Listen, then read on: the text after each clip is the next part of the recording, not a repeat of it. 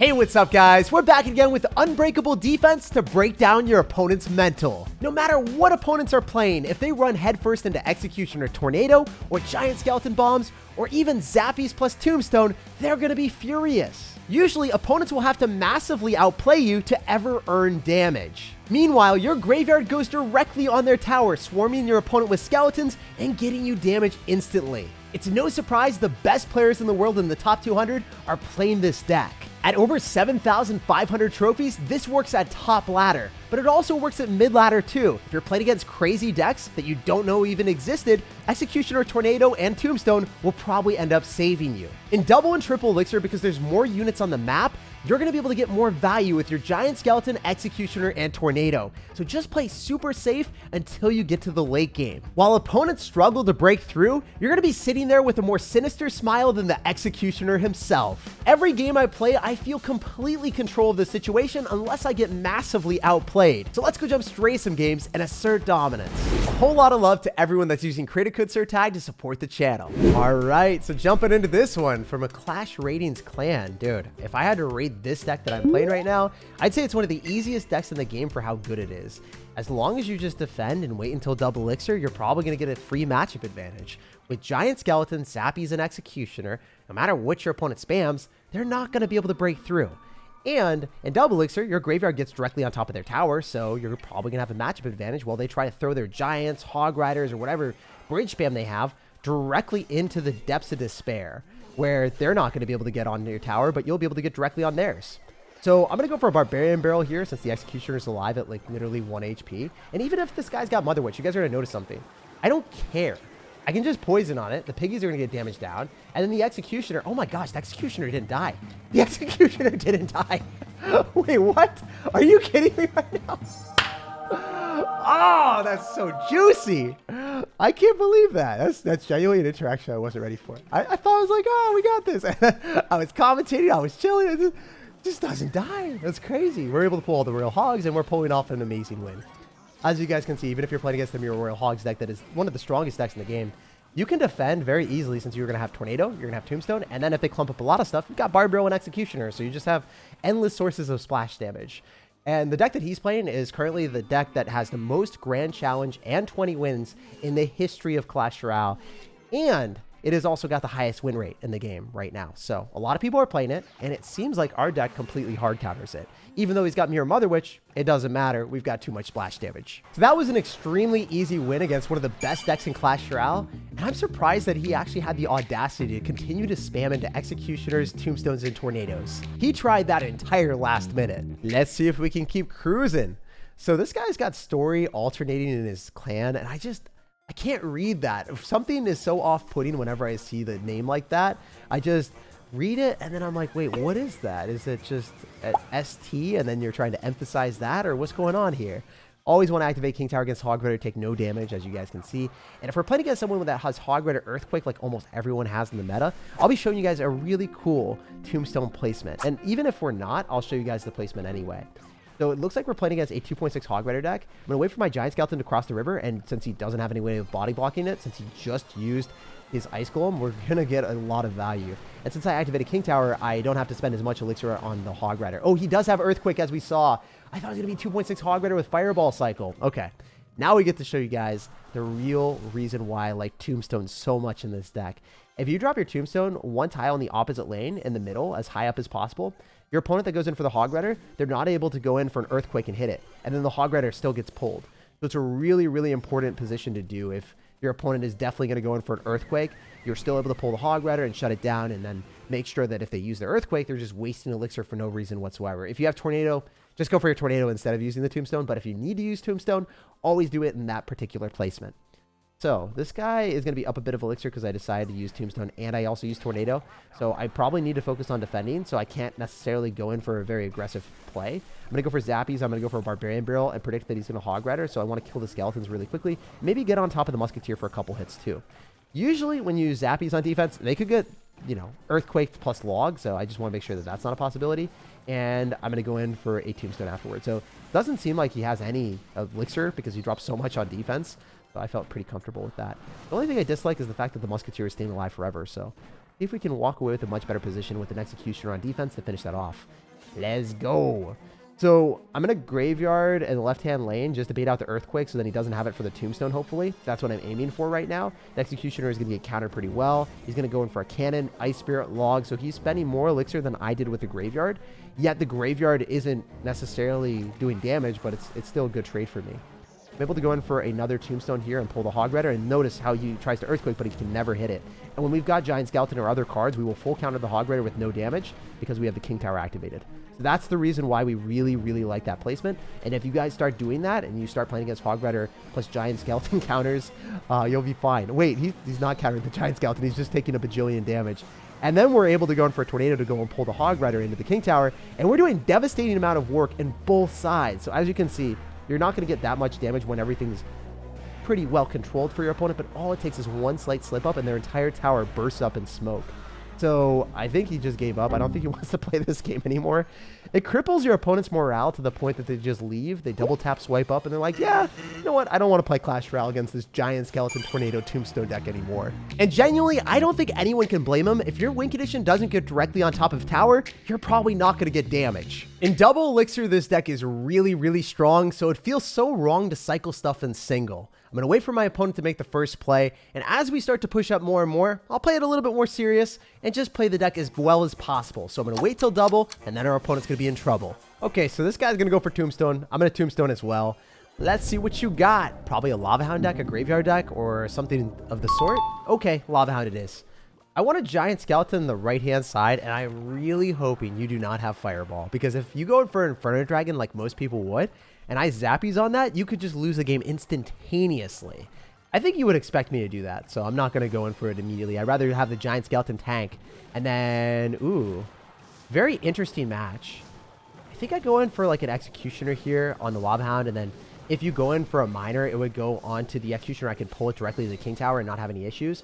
But you think the Flying Machine's going to give you value, and then I Tornado it into the bomb. Oh my gosh. Isn't that nasty? Isn't that a little bit disgusting that you can get that much value from a Giant Skeleton? I love it. And I know that my opponent probably hates me right now. Okay, so if he decides to spam very aggressively right now, I have zappies, I've got Giant Skeleton, so I can go same side as him. Also, what I was talking about earlier is if you play against someone that's got a clone deck like this guy, it's almost certainly better to go same lane as them, because the Giant Skeleton Death Bomb is going to explode on all their supporting cards too. I don't think there's much that you can do if they're going to go into that. Almost certainly he's going to end up having Fireball with this, right? Usually that's the case. I can go in for an Executioner now on the same side as the Lava Hound and just melt that thing fast. If you go Fly Machine on the other side, I can probably... Ooh, you're going to have Poison instead. Very interesting. I wasn't expecting that at all. I'm going to go in for Giant Skeleton if I need to. Not necessarily need to yet. I think I do now. I want the Giant Skeleton to get tanked. Making sure that the Fly Machine doesn't lock onto my tower. He's going to have Inferno Dragon. This is a very peculiar clone deck. Maybe he doesn't have clone. Maybe it's just Miner. Like, I'm so used to playing against clone when I see Lumberjack that this will be the first time in my life that I've ever seen it without it. But Tornado, so then he loses the Inferno Dragon. And then I can go in for a Graveyard here since we have the Executioner and all the stuff clumped up, melting the Lava Hound. My goodness. Also, if the Executioner is the thing that finishes off the Lava Hound, it does extra splash damage to the pups. So I got a little bit unlucky that it didn't damage the pups there. But sometimes that works out. Sometimes it doesn't. Ooh, Executioner, hit the tower, please. I feel like such a little kid just praying for my card to work. I'm like, please, go faster. Do things. All right, we're to Zappies here. And if you spam on the other side, you're obviously going to cry. If you poison, you kill the Zappies. But at what cost? Now you don't have poison from my graveyard. You might go in for like a good counter to this with an Inferno Dragon, but I can still Graveyard and then Tornado the Inferno Dragon off of it. So the Giant Skeleton will stay alive a little bit longer. So I think this is worth it since it's going to retarget on skeletons instead, meaning that the Graveyard is still targeting the... the Graveyard's still not getting targeted, so the Giant Skeleton is going to give us more value. I think all this stuff mostly goes into the Giant Skeleton unless I'm very unlucky. Yeah, I'm not super unlucky here. We're expecting him to get value with the Baby Dragon, and then I'm going to go for Zappy, so if he poisons, he's not able to hit everything at once. And then I can Graveyard again, because this is how this deck works. You just rattle off Graveyards and double and triple Elixir, and then your opponent's just permanently staying on their side of the map, because you've got Poison, you've got Tornado, you've got everything that you could ever want in life. And then, if they think that they can get away from it, you're like, nah, how about everything gets clumped up for eternity, my dude? So yeah, as you can see, he's able to get one Lava Hound push, but it's not really going that fast for him. He's not even able to touch my tower. Meanwhile, I go in for like 2 Graveyards, a Tornado, and a Poison, and damage down his tower. It's super satisfying to play this deck in the late game because you have an excessive amount of splash damage, so all of your opponent's big pushes just get melted. In single elixir, when you can't afford your giant skeletons tornadoes with poison and executioner, you might have trouble, but definitely not in double. And after that super satisfying win, now we're 7,770 in the world. That's a lot of sevens, and that's some good luck. Hey, we got a game against Bella. What's up? We're going to drop a good luck and figure out what she's got. Obviously, if I play too aggressive with this deck, it's a recipe for disaster. But if you're going to log my tower, I have +2 elixir advantage now, so I'm going to go in for a Barbarian Barrel. And we see skeletons and log. Oh, this is not what we like. I hate playing against fast cycle decks with either Earthquake or something else like that because we know that we're going to get outcycled in the late game. So I think he's going to have, or she's going to have Mini P.E.K.K.A. and also potentially Hog Rider and then Earthquake. That's what I would guess. I can go for zappies and I can stop the Valkyrie from doing actual damage or getting value, and then we can tornado. This might be okay. I can like go and pull the Hog Rider and then get them to go in for a small spell. Okay, I'm gonna eat that. It seems risky, but if I only take one Hog Rider hit and they go in for an Earthquake, they won't have Earthquake and cycle for my potential of going in for a graveyard. So we want them to cycle something in the back in the exact same side as the Executioner, like an Archer Queen or something, and then not have as much elixir as us, and then also not have Earthquake, and we go opposite side. That's what I'm going for. Or maybe I can go same side if you don't want to cycle anything at all and just drop skeletons. Okay, I can use the Executioner range and value, and then maybe even use the Tornado there. Okay, so you didn't want me to go in for the Tornado, so you decided to go in for the Hog Rider there, so then you can bait out my Tornado that way. Smart decision, great player, and realizes that I would have potentially went in for a Tornado on top of the Valkyrie and then pulled it into the tower range, so the Executioner would have been able to splash onto everything. Also, went in for a prediction on top of my zappies, dropping the Earthquake there, just to cycle to do more damage to me. Cycling your Earthquake early on allows you to get back to it against the next graveyard. So, very talented individual and good player. Also, Tombstone, because, you know, they don't have Earthquake and cycle, so I can fully counter the Hog Rider and make sure that there's no damage happening up in here. I'm going to go in for a graveyard, and I'm going to just let that go. Even though I don't have a small tank with it, it still could do a lot of damage because our opponent's had a limited amount of elixir. And, you know, the Valkyrie isn't necessarily that reliable. It's going to and fro, but it doesn't know where to go. So we got a lot of damage with those skeletons, and we're actually in the lead after that. So I can go for Giant Skeleton and then Hog Rider counter with another Tornado. So I'm just going to wait the last possible second. And then Tornado, so then we don't take any damage. It's kind of risky if you do that because there's a chance that the Firecracker is able to splash onto the tower like that. But it is what it is. We make happen what we can. And we're going to Graveyard because the Giant Skeleton's still alive or up a lot of elixir. If we're able to kill the Valkyrie quickly, maybe I can have the Giant Skeleton lock onto the tower. Like if I was able to poison that, that would be so sick. Oh my gosh, Giant Skeleton, you're close. No, don't do that to me. You made me think that I could have victory. It's probably the scariest thing for every opponent is seeing that card. I'm going to Zappies here. I'm going to Barbarian Barrel. The reason why I go Zappies is because with Giant Skeleton, I don't think the Hog Rider gets a single hit. So it's well worth it for me. Earthquake comes down. Definitely gave him a lot of value, but it is what it is. We know that... Ooh! I didn't think you had a building. You didn't drop it forever. All right, so I can Tornado that. So it's off of my Executioner, and we keep the Executioner alive a little bit longer. And then I can go in for Zappies afterward. Such a good player. I think I genuinely got outplayed here by Bella. Such an amazing Hog Rider right at the right point when I was down elixir. Earthquaking on defense again. No, I don't like losing to people better than me. Actually, I do because I kind of like... It's nothing worse than losing against someone that you think is worse, but... Oh, that was such a good play. At least there's things I could do to improve, right? I'm going to go in for a Tornado, and I should be able to stop the Hog Rider, but I can't stop the Firecracker that easily. I mean, we've got a Giant Skeleton still alive, so maybe there's something that I can do. Giant Skeleton's tanking. Can we get the Executioner on top of the tower? I have to all in. I need to pray that the Executioner somehow finds a way to keep everything else alive. Not happening. No. Wait, the Skeletons are doing a lot of damage. Wait, this is kind of crazy. A little bit ridiculous. If I go in for a high Tombstone, the Giant Skeleton is still able to hit it. Really, really good log. I genuinely got outplayed. Bella played better than me. Not much you can do, but just a very, very good player. And there was a lot of mistakes that I made overall. I think I defended too often, letting the Firecracker hit my tower, and then also that one overcommitment where I got punished immediately by that Hog Rider.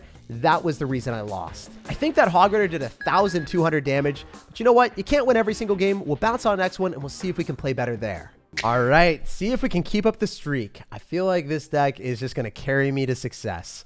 Usually when I play Executioner and Tornado, I end up getting more value than I even bargained for. In Giant Skeleton, it refused to die, and when it does die, it's going to clean up all of your opponent's stuff. So I'm ready to roll through with the Barbarian Barrel, eliminate the Ice Spirit, and always wait for my opponent to make the first play. Because if I go Giant Skeleton out in the wilderness, I don't know. It just doesn't feel right. You want to make sure you're getting value with them. We're an Executioner behind our tower so that we can clean up all the goblins. It's still going to give him damage because I wasn't able to get it down immediately. But, you know, able to splash onto most of his stuff feels pretty good. Also, as I said before, if you get to double or triple elixir and you're playing against a log bait deck or you're playing against a bait deck, you can just poison and easily afford all of your counters to their bait cards that usually are going to be dropped on the graveyard. Without him having guards and cycle, I feel very comfortable going in for a graveyard. We one-tap the princess, and then it's a -1 trade on top of the Inferno Tower, but it isn't even because he's dropping an Ice Spirit on top of the Giant Skeleton too.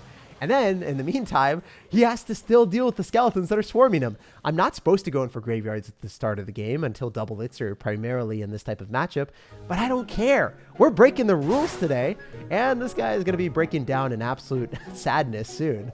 When he sees the fact that I've got Barbarian Barrel to snipe the princess, I'm going to go in for zappies here, and then go and pull that, and then easily activate King Tower with the Tornado too. So, there's not much he can do if the Tornado is going to stop that, and the only bad thing about it is I'm having to wait for the King Tower to finish off that little lone goblin. I wanted to get the majority of the zappies on the left-hand side so I can also tickle his tower for some more damage. He acknowledges that and gives me the well played. What do we do here? Guards are in cycle. Princess is not in cycle. I guess I could have Giant Skeleton further in the back because he wouldn't have went in for a princess. He's going to Inferno Tower immediately, so that was really well played. Making sure that he does that means that I can't even stockpile a big push, right? I can't go in for a graveyard with that because my tank already died, and it gave him a +1 elixir advantage as well on top of my Giant Skeleton. So great play on my opponent's end. Not much we can do there, but you know, that's what we expect from good players. I'm going to go in for Barbarian Barrel here, and then we're expecting guards because that's his only good answer, so I can poison. Even though I don't have a graveyard tank, you don't need graveyard tanks in this type of matchup. You're just going to get slightly less damage, but in the aggregate amount, I am going to be up, right? That's a good elixir trade for me. Finishing off guards, beating out a log. My graveyard only costs 5 elixir, and you're spending far more than that. Yes, I'm going for poison, but, you know, it's a good trade overall to convert our elixir advantage into tower damage. Okay, so he's going to Inferno Tower. That means that he only ends up having Valkyrie here, along with like limited amount of answers to us. So I can go for a Barbarian Barrel to tank, hopefully, and we'll see what happens. And maybe the Barbarian's going to lock onto the tower, force out guards. He has to drop something else. Yeah, he's going to go Ice Spirit and drop a ton of extra stuff. That's beautiful to see. Remember, we have Tornado, so he kind of has to go in for a Goblin Barrel, but he can't necessarily do that because it's going to get countered by the Tornado, so he doesn't want to do it. Okay. Smart decision on his end. I really respect this guy as a player. He's been playing super, super smartly. Maybe I can go in for... Ooh, nope, he's stopping me from doing that, so I have the Tornado in the middle. Since we have King Tower activated, we're not going to take a single hit there. And do we go in for a graveyard, or do we go and set up a tombstone defensively? I think we want to go in for another aggressive graveyard. And then, even though the princess is on the map, I can counter it with an executioner, so I'm not too worried about that. I think that the executioner is able to stop it for a good trade. And then if he goes in for a Valkyrie or whatever, it's not that big of a deal. Goblin Barrel is going to go directly down the middle, so I'm just going to counter with the Goblin Barrel, counter of the Barb. Also, you can look at the shadow of the Goblin Barrel and then deduce where it's going to go. So the Valkyrie isn't going to be able to do too much damage to the side that he wants, so I'm just going to go and cycle my zappies instead. Princess is going to be a problem. Remember, he's just going to try to rocket cycle as much as he can. So I'm going to try to go in for a graveyard here with the Giant Skeleton tanking. The Princess might lock onto my tower. I don't know if I can afford the Executioner in time, but it's okay since the zappies are going to be able to, you know, stockpile some value as well. I'm going to poison, and that might be enough. If the zappies can just lock onto the tower, we walk away with a win. Very good player. And he pushed me to play better every single time. But as you can see, our deck is just a little bit better than every single bait deck. In the late game, since you have poison and graveyards that always get on top of tower for direct, reliable damage, you're going to outdamage your opponent that goes in for Goblin Barrels because you can shut it down with your small spells of Tornado and Bar Barrel. So if you hate playing against log bait, this might be the deck for you. Our opponent had to resort to rocket cycling, which always gets outdamaged by our graveyard poison. Like, subscribe for more daily videos, and have an awesome rest of your day.